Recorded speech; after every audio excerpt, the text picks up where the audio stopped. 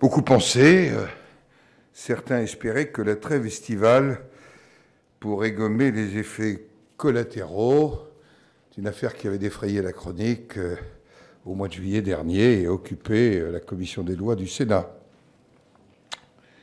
Cette affaire a semé le doute sur la République exemplaire qu'on nous avait promis et affecté l'image du président. Il me semble qu'elle a été l'expression d'une crise en fait plus grave, qui tient au mode de fonctionnement de la présidence de la République et à la façon personnelle du chef de l'État d'exercer son mandat. Il faut dire qu'il y a un certain cumul. Alexandre Benalla, Nicolas Hulot, une préparation budgétaire qui se fait plutôt avec un instrument d'ébénisterie qu'avec autre chose. Le prélèvement à la source, débat qui, la fin de semaine dernière et le début de cette semaine, a occupé le temps. Cette rentrée se fait donc sous des auspices qui ne sont pas faciles pour l'exécutif.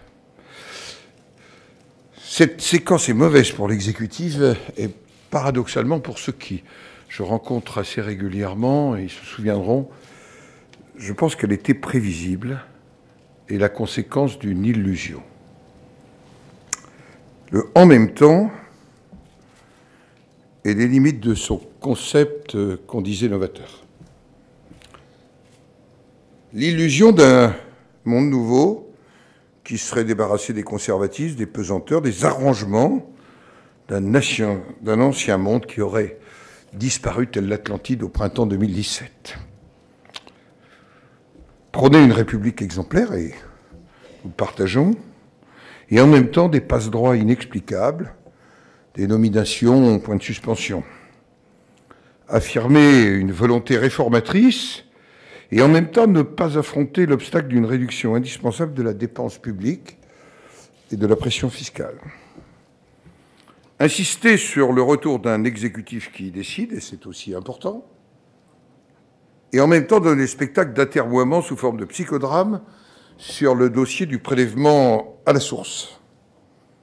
Annoncer un pacte de confiance entre l'État et les territoires et tenir une conférence nationale des territoires sans les maires, sans les présidents de conseils généraux, sans les présidents de région.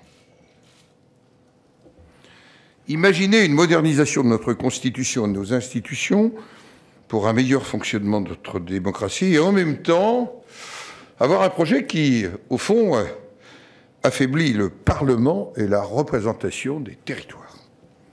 Je pourrais poursuivre et multiplier les exemples. En fait, le coup est rude et le jugement des Français paraît sévère. Après la démission brutale de Nicolas Hulot et celle contrainte de Laura Flessel, cette rentrée s'annonce délicate pour l'exécutif. En fait, le plus dur reste à faire. L'élaboration du budget 2019, qui devra tenir compte d'une prévision de croissance plus faible que celle qui avait été envisagée, d'une inflation proche de 2%, de la contrainte liée à nos engagements européens sur la réduction ou la stabilisation de notre déficit public, de la santé encore fragile de notre économie. La réforme qui s'engage, et on se souvient dans quelles conditions elle s'était engagée brutalement devant le Parlement, la réforme de l'indemnisation du chômage avec en même temps une dette, nous le savons, de 35 milliards de l'UNEDIC. La réforme des retraites, la révision constitutionnelle qui s'est arrêtée en fait place de la contrescarpe. Sur la révision constitutionnelle, je n'ai pas changé de position. J'ai répété que j'y étais favorable, et je le demeure. J'y avais mis 3 conditions. Pas d'atteinte aux droits du Parlement et au bicamérisme. Ce qui n'est pas refusé de moderniser le fonctionnement du Parlement et le fonctionnement du bicamérisme. Tout au contraire. Et les derniers événements ne peuvent que conforter notre position. Une juste représentation de tous les territoires, tout en conduisant une réduction raisonnée du nombre de parlementaires. Je n'ai pas dit raisonnable, raisonnée, c'est-à-dire par rapport au territoire. un examen en bloc des textes, qui soient constitutionnels, organiques et ordinaires, qui ont toujours formé pour nous un triptyque. Nous attendons maintenant la décision du gouvernement sur ce point. Nous attendons par ailleurs l'élection du prochain président ou prochaine présidente de l'Assemblée nationale. Toutes ces réformes devront être engagées dans un environnement nouveau pour l'exécutif. Une confiance fortement à la baisse, des marges inexistantes pour nos finances publiques et une relation de défiance qui perdure avec les élus locaux. J'ai pu le mesurer en Charente-Maritime pendant une journée et demie, lundi et mardi. Et pourtant, on est dans un territoire modéré, serein, qui se porte plutôt bien. Une défiance aussi avec les corps intermédiaires.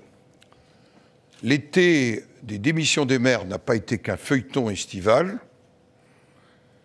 Et regardons les réserves d'un certain nombre de partenaires sociaux. Je crois que la page de l'hypercommunication, des effets d'annonce et d'un exercice assez seul du pouvoir se tourne.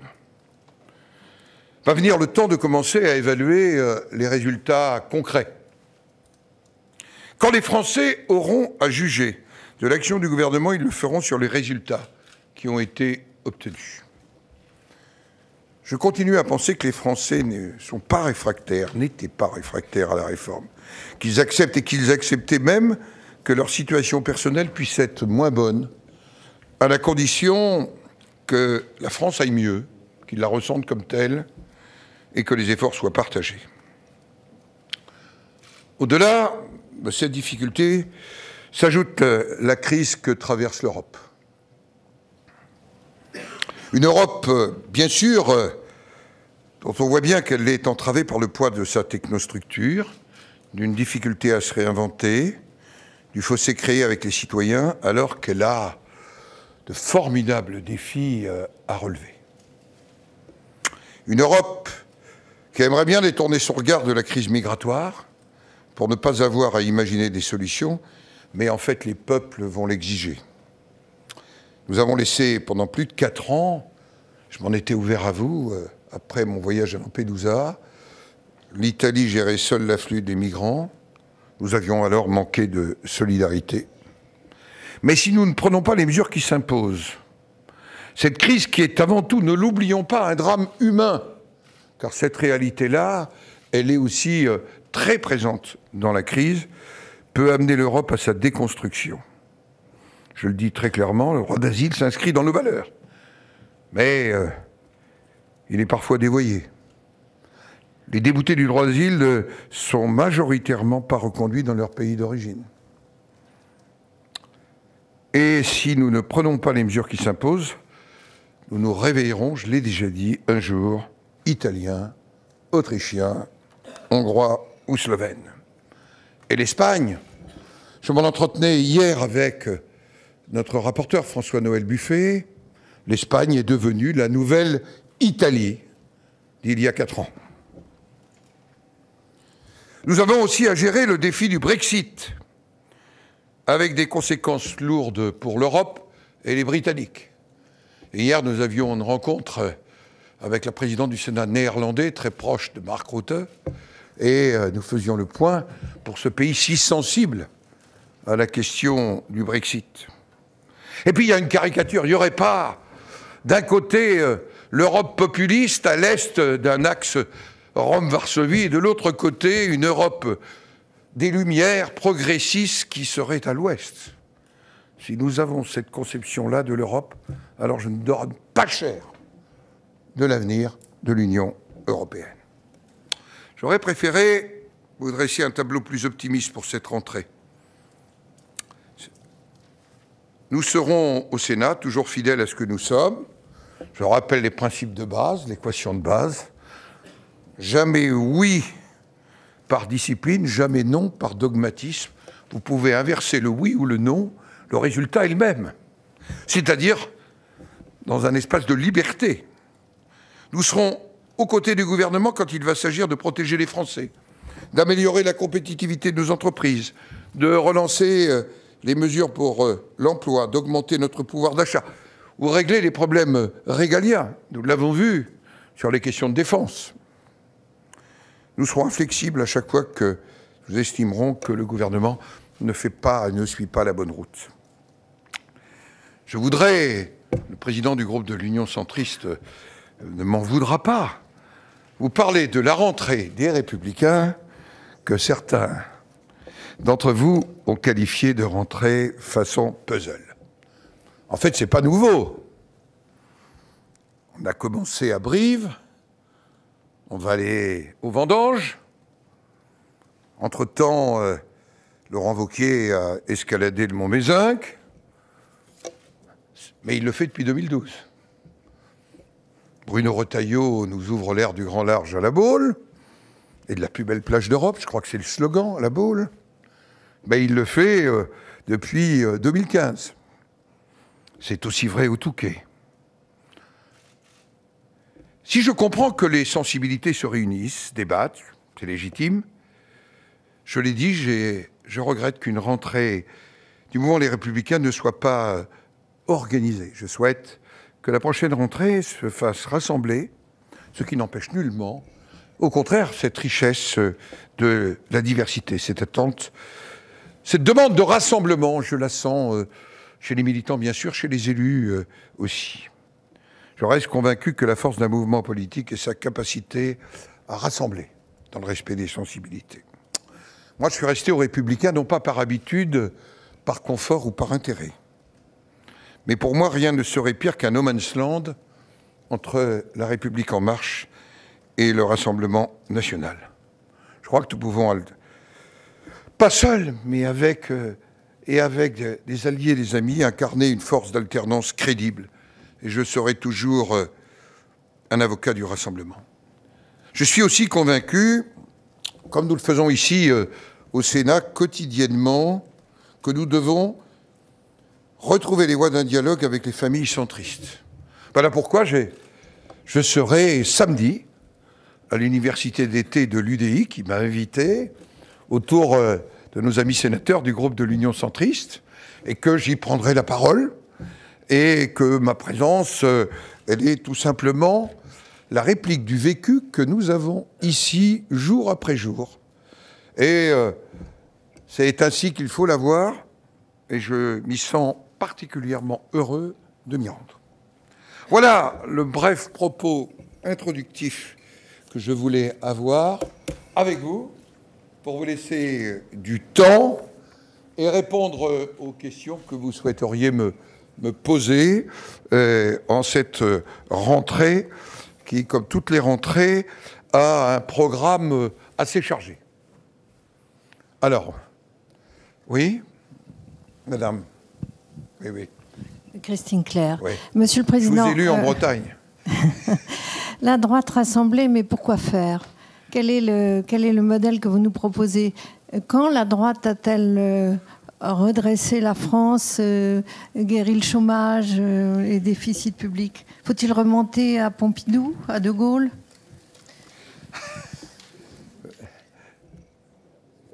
Je crois que, d'abord, il va falloir que nous rebâtissions un projet. Et que nous bâtissions un projet qui soit clair et qui réponde à un certain nombre de besoins. Je vais travailler en creux par rapport à mes observations. 15 mois après, qu'en est-il de la réduction de la dépense publique ? Nous le voyons bien. Ce n'est pas un sujet simple. Mais ce n'est pas quand on a annoncé moins 50 000 agents de la fonction publique, d'État, en faisant 4 500, j'ai calculé qu'il fallait 12 ans pour atteindre ce qui aurait dû atteindre en 5 ans. C'est aussi se poser la question de la pression fiscale. La pression fiscale et les méthodes que nous avons pour présenter et préparer le budget. Je faisais référence à un instrument d'ébénisterie. Mais en même temps, il faut se rassembler politiquement dans la diversité des idées.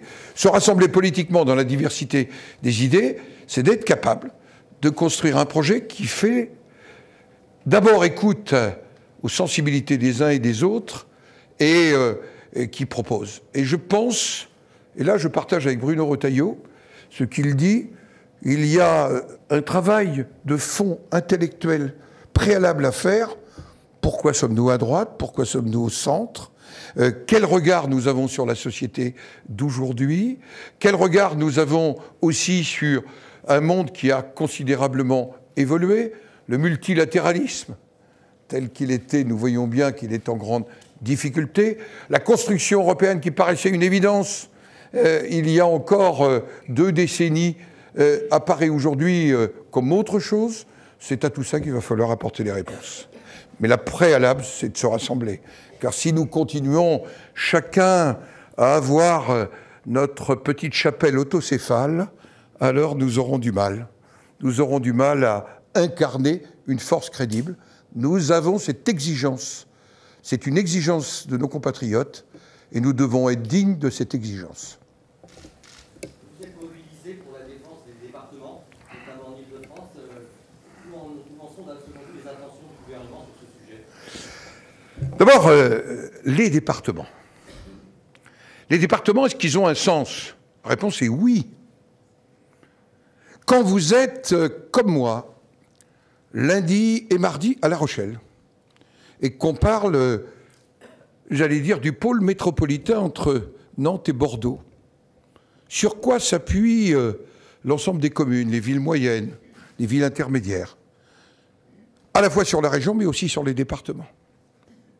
Quand le préfet Marx rend un rapport sur l'évolution de la région Grand Est, il écrit lui-même que sans les départements, il ne peut pas répondre à la région Grand Est en donnant sa spécificité à telle ou telle partie du territoire de la région Grand Est sans le ou les départements alsaciens. Et donc, le département.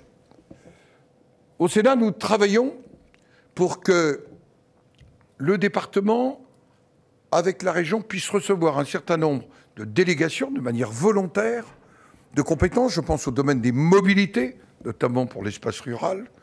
Je pense aussi au développement économique. Et il y aura bientôt la présentation d'une proposition de loi sur ce sujet qui est prête et qui vise à donner un rééquilibrage en quelque sorte. C'est une manière de revisiter, de réexaminer la loi NOTRe. En même temps, rien n'empêche des départements d'envisager d'évoluer et de fusionner. Je vais demain en Haute-Savoie. Et il se trouve que je retrouverai aussi des élus de Savoie. Vous savez qu'ils y réfléchissent. En même temps, vous avez des départements, c'était à Tours il n'y a pas si longtemps, qui ont réfléchi à des mutualisations. Donc le département, c'est pas une survivance, c'est pas une nostalgie, c'est un territoire de proximité. Voilà pourquoi, dans le projet constitutionnel et dans les propositions, j'allais dire transgroupe du Sénat, la reconnaissance du département et ou de la collectivité à statut spécifique comme territoire d'élection du parlementaire et notamment du sénateur est pour nous aussi essentiel. Nous croyons au département. En ce qui concerne l'Île-de-France, le projet, j'allais dire, nous n'avons pas de nouvelles. Certains diront bonne nouvelle. Il n'empêche qu'il va falloir se poser de vraies questions par rapport à l'Île-de-France.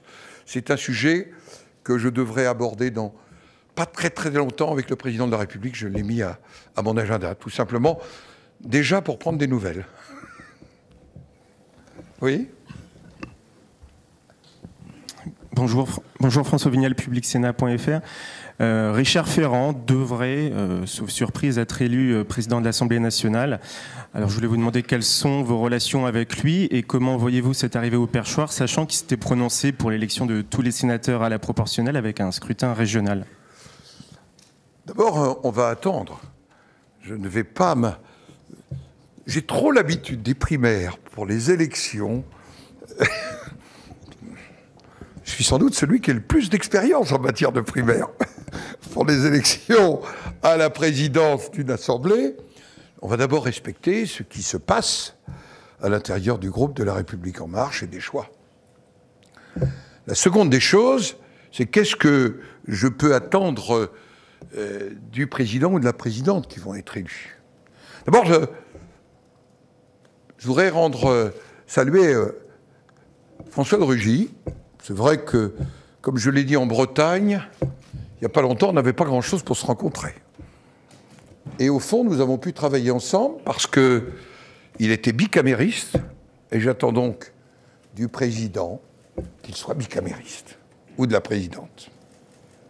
La seconde des choses, c'est que nous avons ressenti, et ça n'a sans doute pas été toujours facile pour lui, alors que c'était beaucoup plus facile pour moi, et je l'ai dit publiquement dans les îles du Ponant, nous avions l'air du Grand Large, tous les deux ensemble, le 24 août dernier.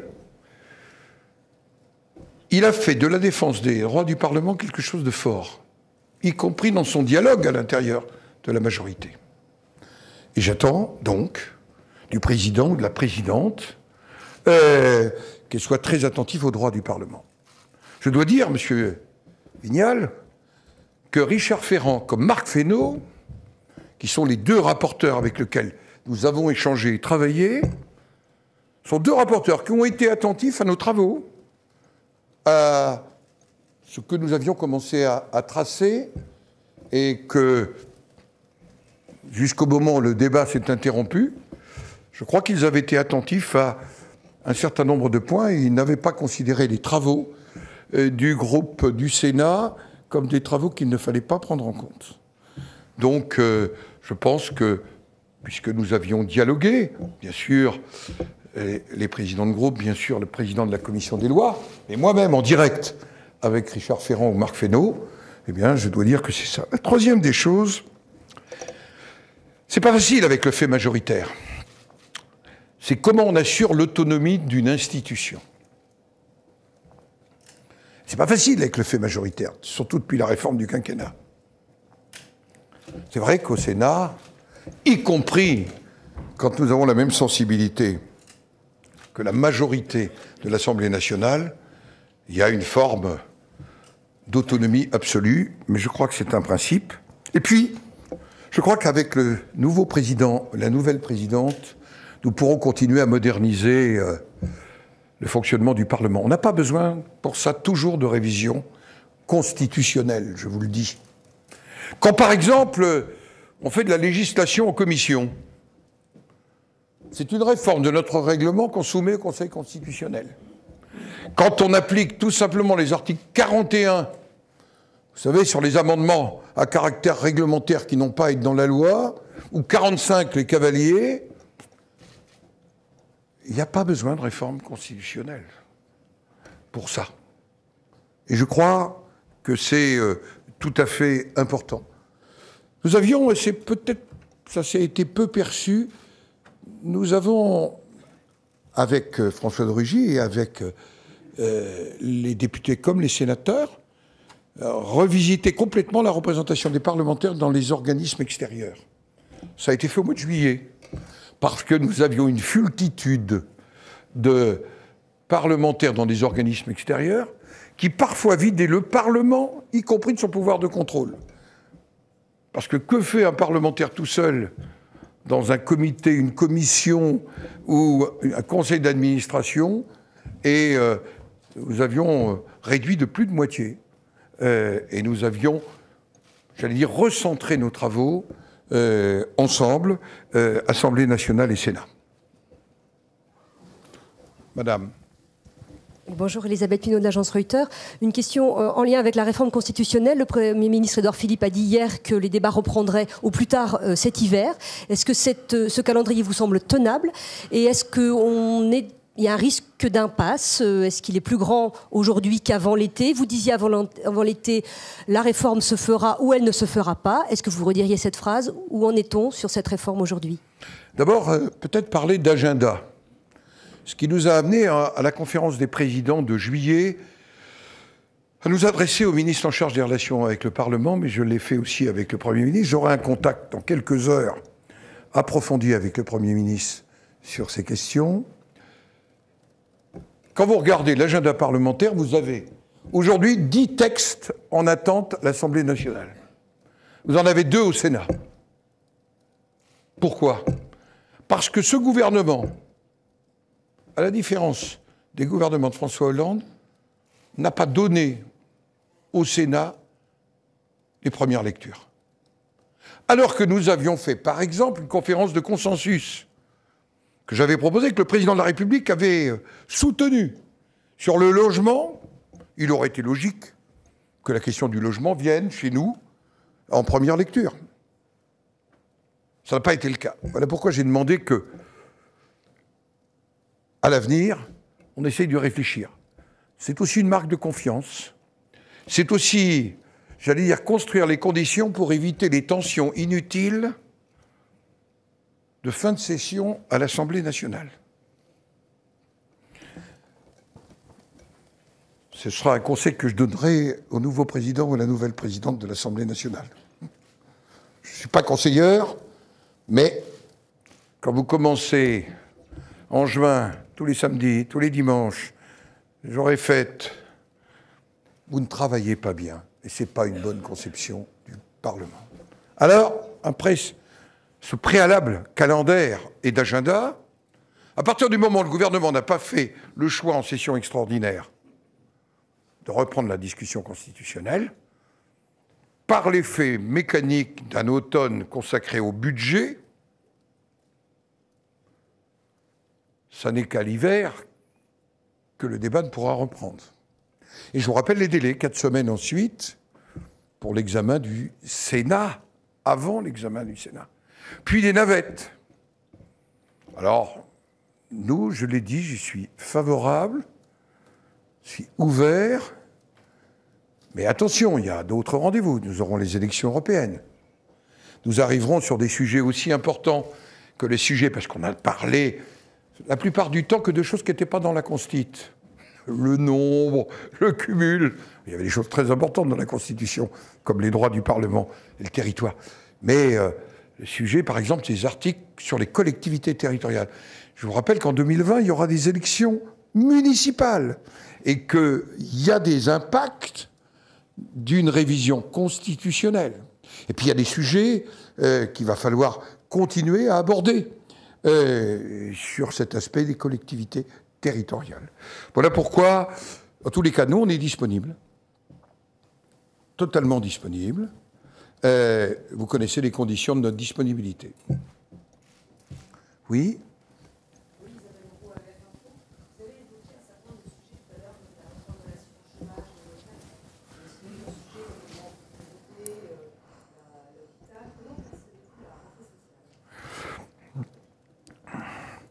On pourrait ajouter le plan pauvreté à votre question.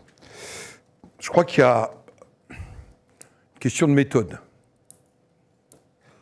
Est-ce que le dialogue social va reprendre dans ce pays ? Ou est-ce que tout est écrit et qu'ensuite on consulte ? Je pense qu'il est indispensable de s'engager dans la réforme de l'indemnisation du chômage, avec la dimension aussi accompagnement vers l'emploi, qu'aucun sujet, je reprendrai la formule de la ministre, n'est tabou, mais il va falloir dialoguer avec les partenaires sociaux. Sur les retraites, il y a un excellent rapport, il y a une excellente communication de deux de nos collègues, René-Paul Savary et le rapporteur général Jean-Marie Vanlerenberghe, sur la situation de la réforme des retraites. Il va falloir se poser la question du paramètre, pas simplement de l'âge, puisque vous le savez bien, le choix, c'est soit le gel des cotises, soit le gel des montants de retraite, soit l'augmentation des cotisations, soit le paramètre de l'âge. Et nous sommes, vous le savez, au Sénat, depuis longtemps, favorables à la réforme systémique.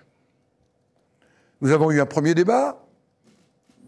Nous avons lancé ici le débat sur la réforme des retraites. Nous aurons à nouveau un débat sur la réforme des retraites. Mais René-Paul Savary et Jean-Marie Vanlerenberghe, qui ont été faire un tour d'Europe, ils constatent que sur ces paramètres, il faut jouer sur tous les paramètres, y compris dans une réforme systémique. Or, on vient d'avoir un signal. C'est le gel du montant des retraites. Si vous additionnez ça à la CSG, ben c'est 5% sur 3 ans, 5% par an de baisse de pouvoir d'achat pour les retraités. Ça, c'est... Sur le plan pauvreté, il faut qu'on attende. Sur le plan hôpital, qui est un sujet aussi qui me passionne, je crois que plus qu'un plan hôpital, ce sera un plan de la relation entre la ville et l'hôpital, avec une dimension. Alors on va attendre, on ne va pas anticiper, on va regarder tout ça, avec un débat ce matin, j'ai vu sur le numerus clausus. Le débat ici, c'est d'abord un débat face à la désertification médicale. Parce que ça, c'est une vraie réalité dans une partie du pays. Il n'y a plus d'équité, je ne parle même pas d'égalité, en matière de présence médicale dans ce pays. Et il va bien falloir apporter des réponses. Certains préconisent des réponses très autoritaires, d'autres des réponses incitatives, mais on ne pourra pas continuer à entendre territoire par territoire, quand on n'est pas sur les façades maritimes, qu'il y a, vous allez dans l'Eure, vous allez dans le nord de l'Oise, encore samedi, des élus me parlaient de la désertification médicale. Et j'en ai entendu parler, pas très loin de la Vendée, du côté de Saint-Jean d'Angély, par exemple, de la désertification médicale. Donc ça, c'est un vrai sujet qu'il faudra relever. Oui ?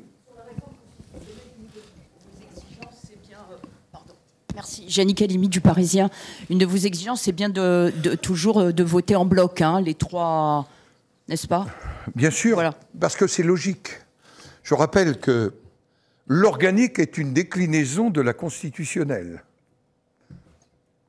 Et que la loi ordinaire, c'est l'application de l'organique et de la constitutionnelle. Et que pour nous, c'est un ensemble.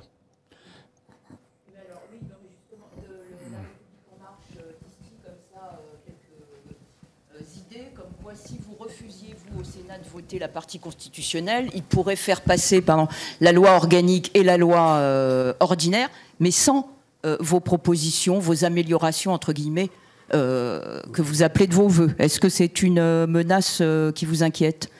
Rien ne m'inquiète. Je crois que le temps n'est plus aux menaces, mais au dialogue. Donc tout est possible. La deuxième des choses, c'est que je voudrais vous rappeler l'avis du Conseil d'État. En matière organique, c'est le Sénat qui a, en ce qui le concerne, le dernier mot, notamment sur 2 sujets, mais pas uniquement ces 2-là, mais je vais citer ces 2-là. Le nombre de parlementaires à la date des élections. Or, le nombre de parlementaires ou le nombre de sénateurs de sénateurs, pardonnez-moi. Mais ça a une incidence sur le nombre de parlementaires, pardonnez-moi, de facto. Oui, mais pas de députés. 0,6, oui. Ah oui.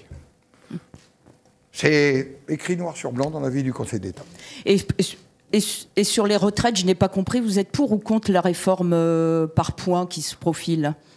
Nous étions plutôt favorables, puisque vous avez un magnifique rapport historique de Jean Arthuis sur le sujet, et que René-Paul Savary et Jean-Marie Van Lerenberg, mais ils disent que ça n'est pas l'alpha et l'oméga. Il faut jouer sur l'ensemble des paramètres. D'accord. Merci. Xavier Brivet. Oui. Je voudrais... Attendez, on va vous donner un micro.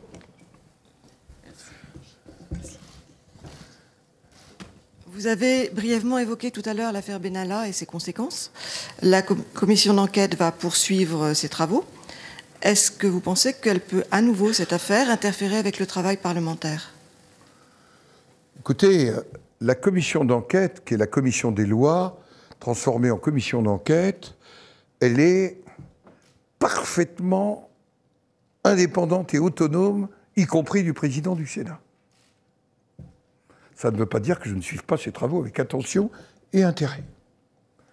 Mais c'est plutôt dans le style de la maison. Et si vous l'avez suivi avec attention, le président, les 2 rapporteurs, Jean-Pierre Sueur et Muriel Jourda, et les membres se sont exprimés en toute liberté, et c'est en toute liberté qu'ils poursuivront. Et je vous renvoie à une interview ce matin dans un grand quotidien pour voir j'allais dire ce qu'a dit le président de la commission des lois.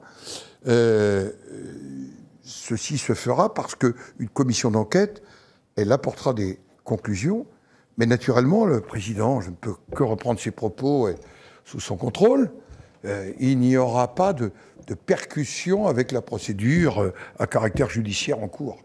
Nous y sommes très attentifs ici. Oui, madame. Bonjour, Anne Souhaitemont, RFI. Des voix s'élèvent pour demander qu'une femme soit élue à la présidence de l'Assemblée nationale. Est-ce que c'est un avis que vous partagez? Est-ce que ce serait un symbole important? Écoutez, je ne vais pas ajouter mon concert à d'autres. Je pense que les députés choisiront celle ou celui qui leur apparaît, j'allais dire, le plus en capacité de présider l'Assemblée nationale dans les circonstances présentes. Il se trouve que je connais au moins 2 des candidates, l'une pour des raisons territoriales, l'autre pour avoir échangé assez longuement avec elle dans une vie antérieure, pas si antérieure que ça. Après, ce sont les députés qui décideront. Je peux vous dire que ici, quel que soit président ou présidente, quand je vois le travail que font par exemple Sophie Primas ou Catherine Morin-Desailly, nous voyons bien que c'est une affaire aussi de qualité, de personnalité et de force. Là, attendez, j'essaie de... Xavier Oui. Brivet, maire de France. 2 questions, s'il vous plaît. Vous avez évoqué l'absence des grandes associations nationales d'élus à la Conférence nationale des territoires et la confiance perdue entre les élus et le gouvernement. Allez-vous prendre une initiative pour retisser le lien, d'une part? Et deuxième question, vous avez évoqué les démissions de maires cet été. Est-ce que le Sénat va faire des propositions pour moderniser le statut de l'élu local dans la perspective des élections municipales? D'abord, je vous réponds que très bientôt, avec Jean-Marie Maquel et Mathieu Darnaud, la délégation collectivité territoriale, en lien avec la commission des lois, nous présenterons les travaux de la délégation sur, au sens large, le statut des élus, sujet dont on parle toujours et qui n'évolue guère. Donc, dans les semaines qui viennent. Sur la première partie de la question, dans mon propos au Conseil national des territoires, j'ai dit que je souhaitais favoriser, et je l'ai dit au président de la République en direct, pas simplement que je souhaitais être l'intermédiaire, je souhaiterais en fait qu'il n'y ait pas besoin d'intermédiaire pour reprendre ce dialogue, mais que nous favoriserons. Et je prendrai l'initiative, je l'ai annoncé en Charente-Maritime, de réunir les 3 présidents, puis, s'ils le veulent bien, pour que on prépare. On ne peut pas réformer ce pays contre les territoires ou contre les élus du territoire. C'est pas possible. Ça ne marche pas. Je vous le dis d'autant plus que vendredi dernier, j'étais à La Ciotat pour réinaugurer des chantiers qui s'étaient fermés, souvenez-vous, il y a près de 30 ans, dans des conditions qu'on connaît, et qui, aujourd'hui, dans un nouveau segment, sont en train de créer des centaines et des centaines d'emplois. On est à 1600 emplois déjà créés à La Ciotat, et avec le choix des Espagnols de rejoindre La Ciotat, on aura bientôt 1000 emplois de plus. Et donc, mais comment seront nés ces chantiers? Par 3 volontés. Une commune, une région et un département. C'est vraiment du terrain que sont repartis ces chantiers. Je prends cet exemple. Et je dois dire que pour moi, c'est totalement éloquent du rôle et de la place des collectivités territoriales pour redresser le pays. Attendez, voilà. Puis après. Stéphane Robert à France Culture. Oui. Bonjour, Laurent Wauquiez est en route pour la Nouvelle-Calédonie où il va passer une petite semaine et où va se dérouler dans 2 mois un référendum très important pour ce petit bout de France à l'autre bout du monde. Je sais que c'est un sujet qui vous intéresse tout particulièrement. Or, là-bas, il y a une partie de la classe politique, du côté indépendantiste comme des non-indépendantistes, qui agitent des arguments susceptibles de réveiller des frustrations et des violences. C'est une crainte, vraiment, là-bas. une partie de la droite républicaine déclare, je les cite, vouloir donner une bonne leçon aux indépendantistes, ce qui réveille des choses potentiellement dangereuses. Est-ce que vous lui avez donné des conseils avant cette visite ? D'abord, c'est un sujet qui, j'allais dire, nous intéresse tous. Nos présidents de groupe ont été en Nouvelle-Calédonie. Moi-même m'y suis rendu. La commission des lois s'y est rendue. Si je prends l'actualité, parce que c'est dans quelques semaines l'expression des Calédoniens. Aujourd'hui, on a un sondage, en fait on a 2 vagues de sondages qui disent qu'une très large majorité des électeurs de Nouvelle-Calédonie vont choisir de rester dans la République. Ça veut dire que ce n'est pas un clivage, pardonnez-moi, à caractère ethnique ou uniquement politique. Et je ne suis pas certain que ce serait le même résultat pour les provinciales dans chacun des territoires. Le second des sujets, c'est que sur le bilan qui a été fait, même en l'absence d'amis, les accords de Nouméa, on voit bien qu'il y a eu un rééquilibrage reconnu. Et que donc le process engagé à l'époque de Michel Rocard, puis poursuivi, est un process qui aujourd'hui a permis le rééquilibrage. Il n'y a pas tant de territoire qui ait fait ce chemin en 3 décennies. Sur la liste des électeurs, elle a été publiée. Vous savez que c'était un sujet, beaucoup sont venus dans mon bureau, en marge des accords des signataires, et je reçois tout le monde. Même ceux qui avaient envie de boycotter. Ce que je crois, c'est que chacun doit être responsable dans cette affaire. Parce que le mois de novembre, ça ne peut pas être un camp de gagnants et un camp de total perdant. Il faut que ce soit la République qui soit gagnante et une certaine conception de la République vis-à-vis de la Nouvelle-Calédonie. C'est comme ça que je le vois. Voilà pourquoi je trouve naturel que Laurent Wauquiez s'y rende, comme d'autres responsables politiques s'y sont rendus. Mais en même temps, j'ai dit, et c'est peut-être ma responsabilité de président du Sénat, je l'ai dit à tous les mouvements politiques, qu'à la fois il fallait être complètement responsable, mais que nous étions disponibles ici pour gérer, mais ils sont capables de le faire eux-mêmes.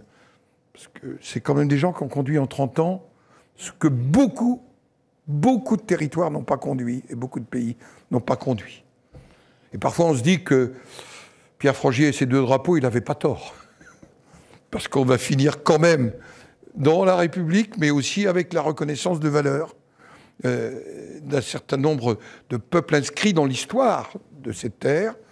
J'ai dit simplement que si c'était nécessaire, derrière, nous étions disponibles, que je serais disponible, puisqu'il se trouve qu'ici, je préside le groupe de contact sur la Nouvelle-Calédonie. Alors, attendez, là, je ne veux pas faire d'injustice.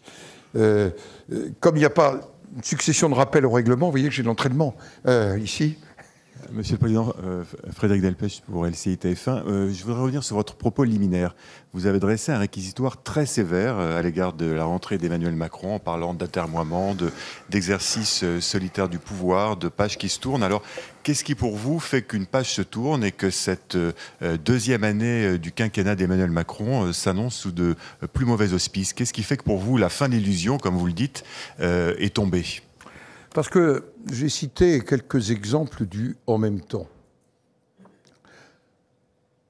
Et j'ai cité peut-être une attitude. Moi, j'ai des rapports avec le président de la République qui sont courtois, qui sont des rapports qui ne sont pas distants, que je pense sincères. Mais en même temps, j'ai envie, et j'utilise la formule volontairement, je le dis pour mes communicants qui toujours le sentiment que j'utiliserai trop. Mais en même temps, donc, moi je pense qu'il faut qu'on passe de l'écoute à l'action. Je vais prendre le rapport avec les collectivités territoriales. C'est pas possible qu'on reste dans cette situation. C'est pas possible que le président se limite à rencontrer les présidents des métropoles. Je serai à Toulouse la semaine prochaine. C'est-à-dire que pour nous, les métropoles, c'est important. Et donne le sentiment au reste du territoire qu'il n'existe pas.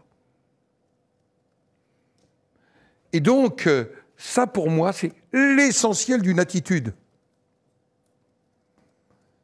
Et ça, si nous avons un point sur lequel, j'allais dire, il y a une vraie supplique, et je ne suis pas comme un pénitent, c'est pas mon style en plus, bon. Mais il est important qu'il entende ça. Parce que j'ai l'impression qu'il est sincère quand il dit « mais on fait des choses ». Mais quand vous rentrez dans la réunion et qu'il n'y a ni les représentants des maires, ni des départements, ni des régions, alors que chacun sait que Dominique Bussereau a tout essayé. Mais Dominique Bussereau, il est face à une réalité. Aujourd'hui, interview dans Sud-Ouest, mais réalité qu'il m'a montrée. Les mineurs étrangers non accompagnés, on va parler de choses vraies, dans lesquelles l'État doit s'engager. Il en avait 14 par jour aujourd'hui, alors qu'il en avait 10 par mois il y a 2 ans. 14 par jour. Et on ne peut pas dire qu'il n'y a pas de problème. Et ça n'est même pas qu'un problème financier, c'est l'exercice d'une responsabilité régalienne. Et on ne peut pas dire uniquement on va faire un petit arrangement dans les coins, non. Il faut, c'est la responsabilité du président de la République d'assumer cela. Et on est là pour l'aider, nous, le Parlement. On ne dit pas que c'est simple. On ne dit pas que c'est simple. Mais si nous ne voulons pas nous réveiller italiens, je vous le dis, il va falloir régler ces affaires-là avec à la fois humanité, mais aussi beaucoup de courage. Nous, les peuples, nous y obligerons. C'est ce que m'a dit hier la présidente libérale, très modérée, des Pays-Bas. Mais elle m'a dit, c'est devenu intenable avec nos opinions. Et si on ne veut pas se laisser guider par les opinions, il faut qu'on réponde aussi, car l'opinion n'a pas tort, a priori, et nous ne serions pas les seuls détenteurs de la vérité. Voilà. Bonjour, Quentin Calmet, Public Sénat. Est-ce que sur l'affaire Benalla et les travaux de la commission d'enquête, vous avez eu vent de limitations liées à la séparation des pouvoirs et de tensions avec l'Élysée sur la communication de documents? Et autre question, est-ce que vous êtes favorable à titre personnel à l'audition de M. Benalla par la commission?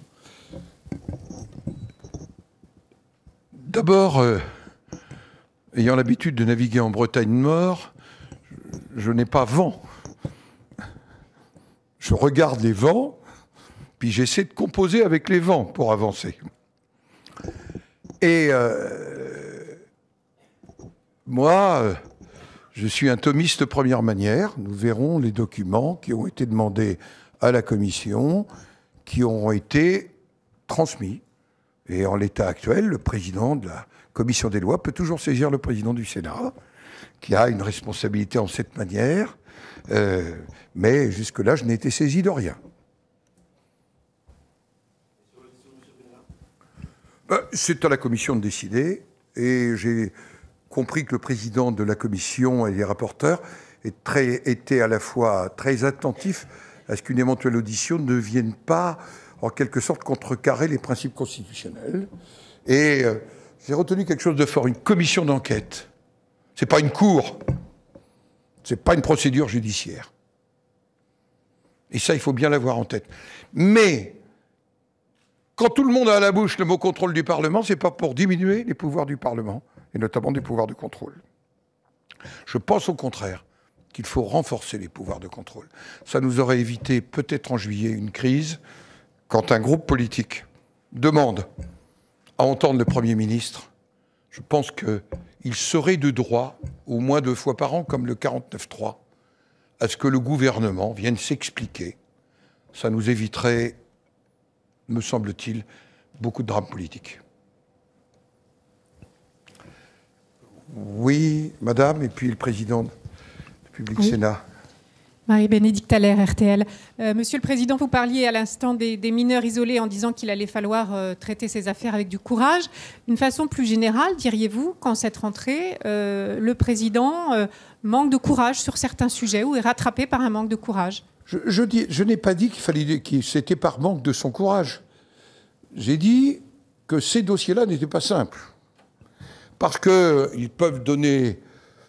j'allais dire, lieu à tous les exercices qui soient... Il s'agit d'êtres humains. Quand vous êtes à Lampedusa, je peux vous dire, je me répète, ceux qui m'ont entendu, et j'irai bientôt en Espagne, parce qu'on ne peut pas laisser. Le problème de l'Espagne aussi, c'est qu'il y a un gouvernement minoritaire qui lui-même a, en quelque sorte, créé une forme d'appel d'air aussi. Quand nous étions avec les parlementaires marocains au début du mois de juillet, nous avons bien vu qu'il y avait là un sujet. Mais le courage, c'est nous tous qui devons l'avoir, de le gérer en ayant cette dimension d'humanité. Et en même temps, la dimension d'humanité, c'est pas la lâcheté. Je rappelle toujours les propos du préfet d'Agrigente à Lampedusa. Quand je lui ai dit, mais qu'est-ce qu'ils deviennent? Il m'a montré la route. Et il m'a dit, ils rêvent tous d'aller au nord. Et ça donne les votes que vous connaissez en Italie. Il faut donc que nous gérions. Et je n'ai jamais dit que ces sujets-là étaient des sujets simples, mais il faut qu'on les affronte. Et on ne les a pas affrontés récemment dans le texte sur l'asile. Monsieur le Président, et puis derrière, parce que je ne veux frustrer personne. Oui, Monsieur le Président, sur un sujet qui peut paraître un peu plus léger par rapport à tout ce que vous avez abordé, mais qui, vu les réactions qu'il suscite, doit véhiculer quelque chose d'assez passionnel et d'assez fondamental. Vous qui aimez beaucoup manier la langue française, avez-vous une position, et quelle est-elle sur la proposition de nos amis et voisins belges de simplifier grammaire et orthographe en supprimant les règles d'accord du participe passé après l'emploi de l'auxiliaire avoir? Je vous avouerai que je ne me suis pas encore réuni ni en conclave, ni en académie sur ce sujet. Ça ne me semble pas être le sujet fondamental de la francophonie. Si vous voulez que je vous dise, le sujet fondamental de la francophonie, il est d'une autre nature. C'est est-ce que nous sommes capables, les pays francophones ou les pays qui se reconnaissent dans la francophonie, de porter encore un certain nombre de valeurs que la langue française véhicule. Et nous allons avoir un sommet de la francophonie dans un pays qui n'est pas sans connaître des difficultés, du côté d'Erevan. Et nous allons devoir choisir un président ou une présidente de l'organisation. Ce que je constate aujourd'hui, c'est que la francophonie ne joue plus le rôle politique qu'elle jouait à l'époque d'Abdou Diouf. Et que nous avons besoin d'une francophonie forte. Alors, est-ce qu'il y aura l'accord du participe passé? En fait, je voudrais qu'il y ait un accord pour le futur. Et à ce moment-là, on aura progressé en matière linguistique. Mais ce qui compte aussi, c'est que la langue française... Je me souviens, dans la guerre civile, parce qu'elle n'était en fait qu'une guerre de puissance interposée, au travers des Libanais, j'avais été, au moment du blocus de Jounier, où je m'étais rendu, avec un certain Dormesson. J'étais tout jeune parlementaire, et nous avions été accueillis par des affiches qui disaient « Au Liban, c'était le pire moment, on espère en français ». Ben, j'ai envie qu'on espère en français, accord ou non du participe.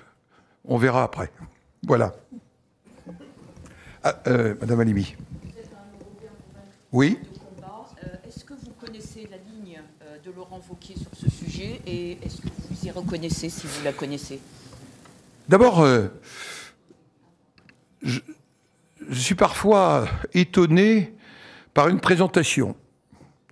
Il n'y aurait qu'un seul parti pro-européen et pour l'Europe en France qui serait la République En Marche.